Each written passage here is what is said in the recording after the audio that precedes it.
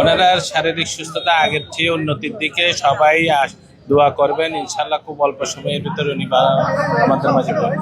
কারণ বাংলাদেশের উনি হলেন একমাত্র এই অভিভাবক। এখন এই মুহূর্তে রাজনৈতিক ঐক্যের জন্য ওনার খুবই প্রয়োজন।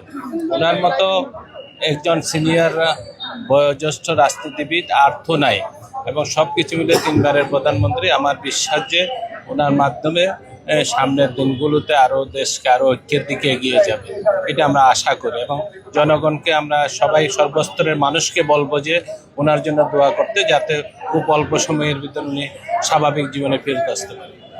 একটা ফেসবুকে একটা মহল নানা মহল চলছে, সেই বিষয়টা আপনারা কিভাবে মানুষ যেসবগুলো ঠিক আছে বলছে সেইগুলো আসলে বিশ্বাস করার দরকার নেই, কারণ আমরা তো বাস্তবিক এখন দেখে আসছি।